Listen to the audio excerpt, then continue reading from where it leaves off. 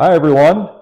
It is Tuesday, January 7th, 2025. Welcome to Toast Tuesday. I am Mike. And I'm Cameron.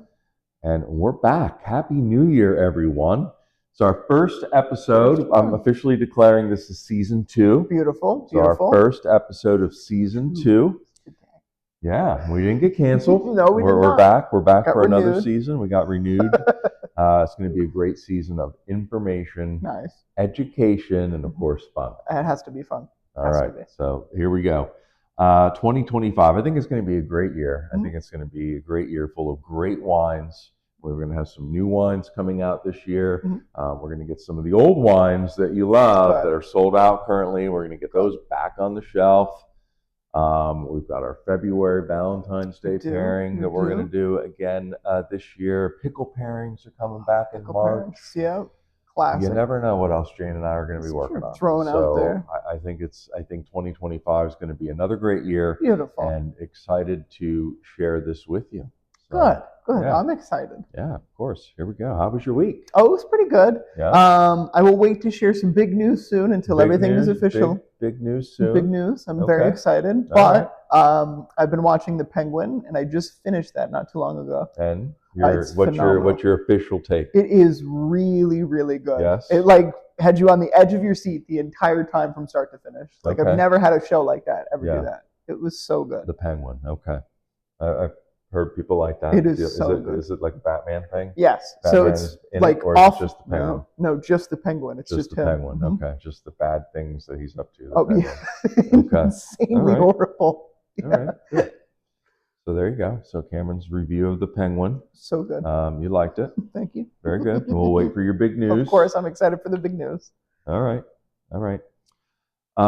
We did our pork and sauerkraut with our Spetzels. Nice. So I told you about that. That we do on New Year's Day. So I did that. Spent several hours in the kitchen pulling that together. I just got to do a quick shout out that I paired that with an amazing dry Riesling from Dr. Constantine Frank. Look at that. Beautiful Finger Lakes dry Riesling that really went well with that pork and sauerkraut. Nice. So shout out to Dr. Frank on that for providing a delicious wine for our New Year's Day meal. What a good meal. Yeah, very good. Winemaking updates. So I spent a lot of time in the lab. A lot of time in the wine lab over the past week, right? There's a lot of science and chemistry in winemaking that you might not realize, and it's actually really important to make good wine. That lab work is just as important as all the things we do when we're creating that wine. Is the lab work that follows. So the first thing I did is what I call my bentonite trials. So ran all my trials on my wines to know exactly how much bentonite to add to that wine. So you might say, why do you add bentonite to the wine? What is it? And what does it do? So you don't know this because you don't have to worry about it because we take care of it for you. But if we didn't treat that wine with bentonite and you're here in the Finger Lakes in the summer and you're collecting your wine from the different wineries you go to, and you leave that wine in a hot car, there are proteins in wine that when heated will form a haze that will not go away once it's formed. That's it. It's in the wine, and then you have a hazy wine. So we want to ensure that doesn't happen, right? And the key for us to do that is to add bentonite to the wine, which is a clay-like substance that attracts these proteins. They stick to this. It's like a positive and negative ion charge thing. So the bentonite attracts all of these proteins that create that haze. It all falls to the bottom of the tank.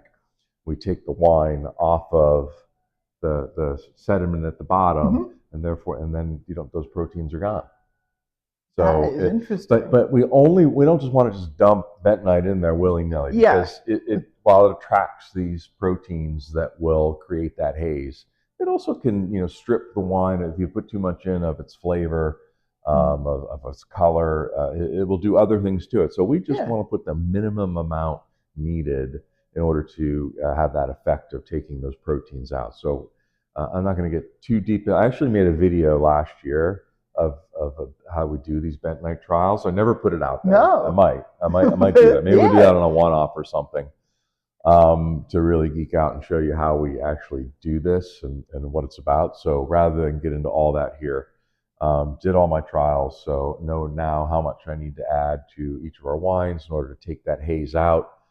And yeah, so that's an important lab step that's now been taken care of.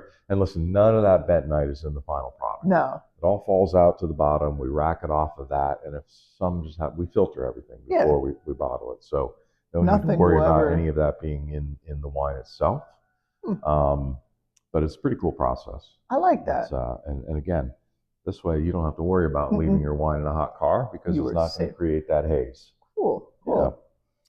What else did I do? I also did a lot of sulfite testing, right? So whenever you look at a wine label, it always says contains sulfites. It does.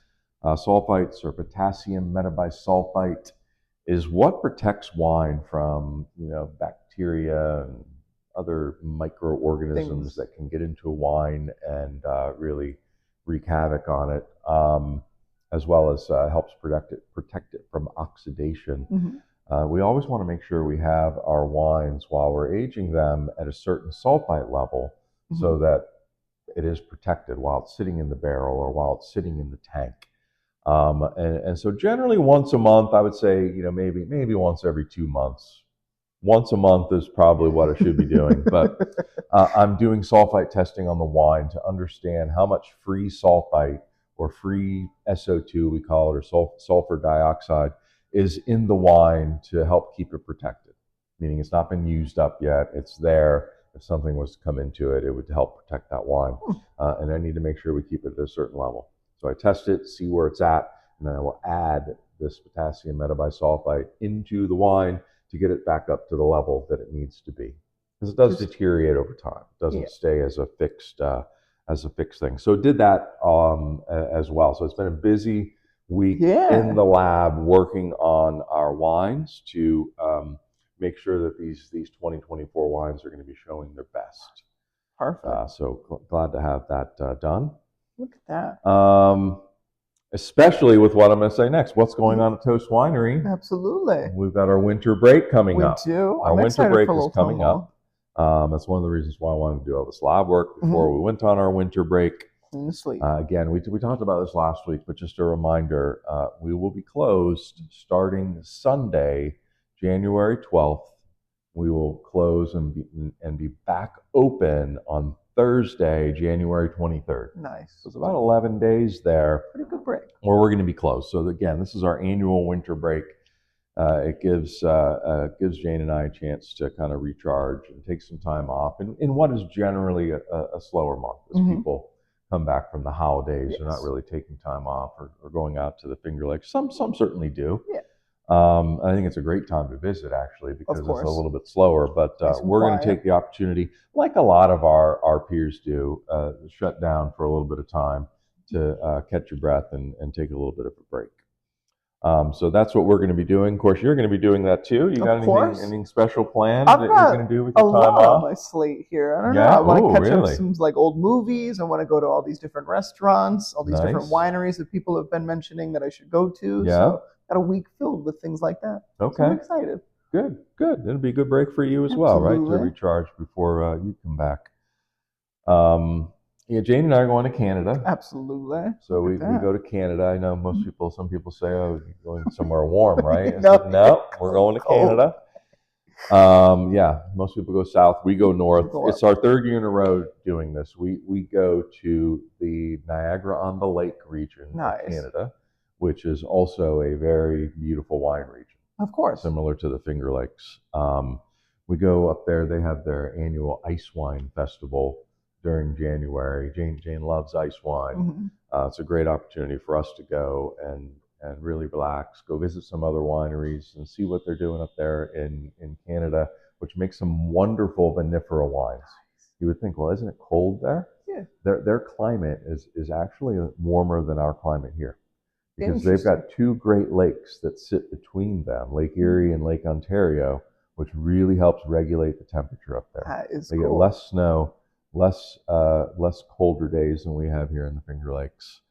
And they're making some amazing wine up there. That is cool. So I look forward to that every year. We do a lot of relaxing. We don't just go up there and just go wine tasting. Although we certainly do our share of that. We love it. We always come back with ideas. Yeah, you do. That that we picked up from visiting these other tasting rooms, right? That's another reason why we love to do that, because we can see what other people are doing and see what things we like or maybe don't like, and just bring them back and bring them back here. Things like the black glass. Yeah, that was fun. Right? I love people that. Love doing that. That is an idea that we came back from Canada with. Our water table service. We found, like, every place we go, they bring you a bottle of water and glasses to have at the table. We should do that. Yeah. A lot of wineries don't do that here in the Finger Lakes. So we started doing our water table service because of that. It's also where I got the inspiration to barrel age some of our ice wine. That is pretty cool. That's why we have a barrel aged ice wine that we aged for 4 months in a neutral French oak. I like that one a lot. Yeah, and some other things too. I won't sit here and name them all, but can't wait to see what we'll discover this year, and can't wait to go. I'm looking forward to it. It's going to be a great time. Good. Some of you though might be thinking, "What? Wait a minute.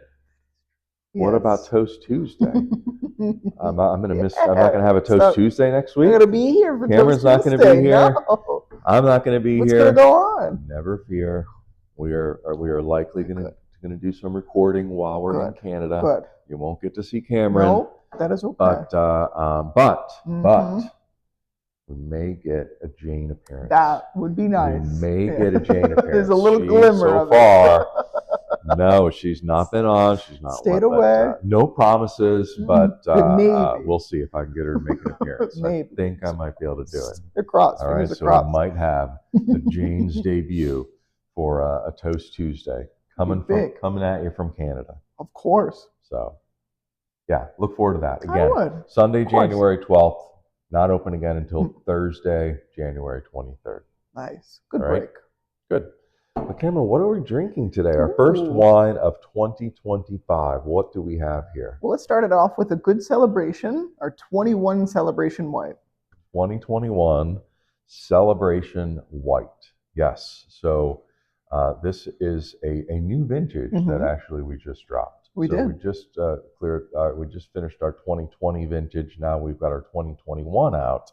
And I tell you, I wanted to feature this wine today because I actually really think this turned out well. We got the chance to try them side by side before we officially got rid of all the 2020, and I think this tastes amazing. It does. Really nice. Now this is a blend of a grape called Seyval Blanc, and gosh, I'm blanking out on what the other grape is. You know what it is? It's Vidal. Is it a Vidal? Is it Vidal? Vidal, and it is. Vidal and Vidal. No, it's not. Vignoles. Is it Vignoles? I love Vignoles. It's Vignoles and Seyval Blanc. Sorry. Vignoles and Seyval It's been a while since we made this one. So it's a little bit different blend than our last one. Our last one was Vidal and Vignoles. Yes. This is Seyval and Vignoles. It's really nice wine. Now the Celebration series is our more fun series, our sweeter style of wine. So this definitely is on the sweeter side, but it's just a really nice wine. Yes. It's not like a cotton candy kind of wine, right? It is crisp. This. Yeah, it's crisp. It actually tastes like a wine. Yeah. Right. It's very fruity. I mean, it's not like a sweet wine that just tastes like cotton candy. This is really tastes like a wine. It's got some really nice fruit to it. I always say I get a hint of strawberry in this. I don't know why that is, but I do. A little hint of strawberry in this wine. Again, a little bit on the sweeter side, but again, new vintage. I'm really happy with this. I literally, we just put it out this weekend. Yeah. People were buying it. They were excited for Celebration. So this is generally out of the Celebration series. So we also have a red blend and a rosé blend. Again, all meant to be fun, casual drinking. Again, a little on the sweeter side, but this tended to be the one that sold the slowest. Yes, it was. But I think this sold really well for I just would putting agree. it on the shelf. This is people are going to like this one. I can feel it. It's just nice and easy. And our dry wine drinkers, don't sleep on this wine. we know somebody who used to be a wine importer, importing the finest French wines one could buy. He's a real wine connoisseur, knows his wines. He buys this wine. Yeah. He loves this wine, and he pairs it with spicy food. Beautiful. I would say he said this is the wine I use when I'm eating like a nice spicy Thai meal. I'm gonna open up a bottle of the Celebration White. Beautiful. So even your dry wine drinkers, don't sleep on this, because if you're having a hot, spicy meal, this is a great wine to break out and pair with that. So again, I love it. Just tasting it. I'm a dry wine drinker through and through, but this is tasty. I do really like this one. This is tasty. And I think people are going to like it as well. So again, Celebration White, new vintage. Come try it. All right. Nice and new. Topical topics on a Tuesday. Absolutely. The Bills lost. Uh-oh. Okay, the Bills lost. Okay. But there's a big but there. Okay. I want to be really clear. I said it last week. It didn't matter whether they won or lost this week. Okay. They didn't play their starters. They really didn't try to win because it didn't matter. Yeah. It didn't matter whether they won or lost. They were going to be in the same place from a playoff standpoint. So, gotcha. So just throw that out. Nothing. Don't even worry. It doesn't even count against the streak. We don't even talk about the streak is still going. It's still strong. The streak is still going, right? So the Bills are the number 2 seed in the AFC. The playoffs start this weekend. Yeah. Should be nervous. So I was like, lose and you're done. There. You lose and you're done here. So it's real now. They're playing the Denver Broncos on Sunday. So keep an eye out for that. Yeah. Denver Broncos, Bills, first playoff game for the Bills in 2025. So this is where it's going to get real. This is where we're going. This is what counts. This is what really counts. This is the real thing. This is where we start rolling. All right. But I was going to do a fun story this week. I decided it just didn't feel right to me coming off the tragic incident in New Orleans that took place in the French Quarter. It's a place that is near and dear to Jane and I. If you know us, you know that. Horrible situation. Our hearts go out to all those that were impacted by that. So it just didn't feel right coming up with a fun story when that was really the topical topic in the headlines over the last week. So really sad story. Terrible. Horrible situation. So we'll skip that and we'll go to the top 5 list. Top 5. First top 5 at 2025. You made it a very good one. Needed to be a good one. I am going to admit I'm starting to run out of ideas. It's a lot. This is it's a lot to come up with this every single week. Every week. You would think there'd be a million things you could do a top 5 for, and there probably are. Yeah. But my mind's starting to draw blanks. So I think we need to enlist the help of our viewers and the toast heads to say, hey, if you've got a top 5 list you'd love to see us do, drop us a comment on YouTube or whatever. Come in and tell us what you think so we can do that top 5. But I think we got a good one today. I believe so. I think we got a good one today. Agree. To start 2025, we're going to go with top 5 condiments. And if relevant, like if you have a favorite brand as well that goes with that condiment, I want to know what it is. Beautiful. All right, so that's what we're going to do. Top 5 condiments and brand if relevant. I'm ready for it. All right, well, good. You're going to go first. So I'll go let's first. Start with your number 5, right? We're clear on. We're going to absolutely. We're going to start. We're starting the year right. Yes, I love it. All right, number 5 is Bobby Flay's lineup of his barbecue sauce. Bobby Flay barbecue sauce. Wait, no, hold on. What? Guy Fieri. Sorry. Oh, well, that's 2 totally different people. It is 2 totally different people. Oh, I guess we're not starting it right. But Guy Fieri. I would say it's not mine. Okay, all right. Guy Fieri. Forget it. We'll edit that out, I'm sure. I'll edit that out for you. Good, thank you. Yeah. Thank you. Guy Fieri. Guy Fieri, yes. So Guy Fieri has a line of barbecue sauces. Barbecue sauce, yeah, it's not familiar with them, but the diners, drive-ins, and dines. Oh, I'm familiar with Guy Fieri, just not his sauce. His barbecue sauce. Good. So, all right, I'll have to really good. See that. I'll have to pick one Try out. a little bit. Try it. Yeah. All right. That's a good one. I'm going ranch. I'm going number 5, a little ranch dressing. Classic. No specific brand. I just like ranch. Like sometimes I'll dip French fries in it, or chicken in it, or whatever. I like a nice ranch as a condiment. So that's a very good choice. Number 5. Number 5. Yeah. What do you got for 4? My 4 is honey mustard. Honey mustard. Any kind of brand of honey mustard. Any kind of, okay, and you like to use that with Love what? It. Like chicken. I'll do French fries in there. Yeah, so like ranch, you'll do that with honey mustard. Okay. So good. Cool. So good. Good one. Honey mustard, that's a good one. Mine, number 4 is barbecue sauce. Perfect. Now, I don't have a specific barbecue sauce that I like.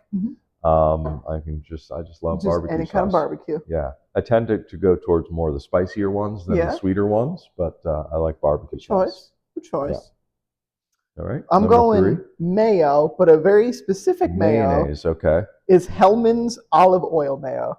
Hellmann's olive oil, not just Hellmann's. Hellmann's olive oil. A very specific brand. Okay, I didn't even know this was a thing. It is so good. They come in like little green jars over like a turkey sandwich. It is phenomenal. Yeah? Yeah. All right. So there it is. So Hellmann's olive oil mayonnaise. A little fancy. Right. Never had that. My number 3 is relish. Relish is a very good one. Yes. I like relish on hot dogs. I like relish on my burgers. Yeah, relish on a burger. Both. So burgers, relish on burgers, relish on hot dogs. Yeah. It's got to be the sweet relish though, right? One time, Jane bought dill relish. What is this? Dill relish? No, it's not the same. It is not. Sweet relish. We like sweet relish. Classic. All right. What do you got? Number 2. Number 2 down there. Is Anchor Bar's buffalo sauce. Anchor Bar's buffalo sauce. So that's like chicken wing sauce. It is. It is. Yeah. And I believe that's from the original spot that did the buffalo wings. I was thinking that sounded like it. Yes. Yes. Okay. So the original home of the buffalo wings. Anchor wings. And you can buy this in the store? Yeah, they're like the little jars. Yeah. Okay. Anchor wing buffalo sauce. Interesting. My number 2 is also a hot sauce. Yeah. Yeah. So hot sauce is my number 2 condiment. But very specifically, I like Crystal. Crystal hot sauce. Not easy to find here. No. It's from Louisiana. Okay. So a very specific hot sauce from Louisiana. Wegmans carries it around here, but you don't see it in too many other places. No. Down in New Orleans, that's all they Crystal hot sauce. Crystal hot sauce. Crystal hot sauce. My favorite. Give it a go. Crystal hot sauce. Yeah. I like that. Crystal hot sauce. Yep. And number 1, keeping it classic, just Heinz ketchup. Heinz ketchup. Number 1. Number 1. Okay. I mean, if you're a ketchup person, it's probably number 1 for most people. Yes. Right? Ketchup. So I'm not a ketchup person. No. I'm not a ketchup person. I do not use ketchup for my French fries. I don't put ketchup on a burger or a hot dog. Not that I don't like ketchup. Yeah. I do like ketchup, but I don't really use it. No. Because I prefer my number 1. Mustard. You're a mustard guy. I'm a mustard guy, a yellow mustard guy specifically. I love it. I'll dip French fries in mustard. The mustard, okay. Those are good too. On everything. I love mustard. Yellow mustard. Classic choice. I like that. Not a ketchup guy. So, all right. I like that. Good. It was a good way to start 2025. What are your favorite condiments? What do you like that we didn't say? What's your favorite brand of something, right? I'm sure somebody used to be like, that Heinz ketchup. No, it's like, why would you go Heinz? Exactly. I don't know what they would say. Hunt's ketchup, maybe. I don't know. Hunt's, but you never know. You never know. All right, good top 5. Good way to start the year. Again, open to ideas if you've got a top 5 you'd like to see. So let's get to the toast, right? So the first toast of 2025, I was looking for inspiration, right? Because it's a new year. Of course. I thought maybe there'll be something that'll, like, from a new year standpoint, be related for the toast, right? I stumbled upon a song released in 2022, simply called Happy New Year. Beautiful. I thought, that could be an interesting song to do a toast to, right? You know what the name of the band was? No. Let's Eat Grandma. It's a choice. True story. That is the name of the band. Let's Eat Grandma. So, that's a name. Happy New Year, right? Headliner. I don't know what process you go through as a band to say, what are we going to call ourselves, right? Figure it out. I don't know what that process looks like, but I'm really equally just shocked that the end result is Let's Eat Grandma. I saw that and it just blew my mind, and I just had to mention it today. Maybe it's a fantastic song. They're probably great people. Let's Eat Grandma. I don't know. They're probably very lovely band members. But it's a really interesting name for a band. I like that. We're not going to do that. We're not going to eat grandma today. We're not going to do that song. But hey, I did pick out a fun one from Pink. that kind of represents the new year, nice right? New Year. So let's do the toast here. Don't be fancy, just get dancy. Why so serious? So raise your glass if you are wrong in all the right ways.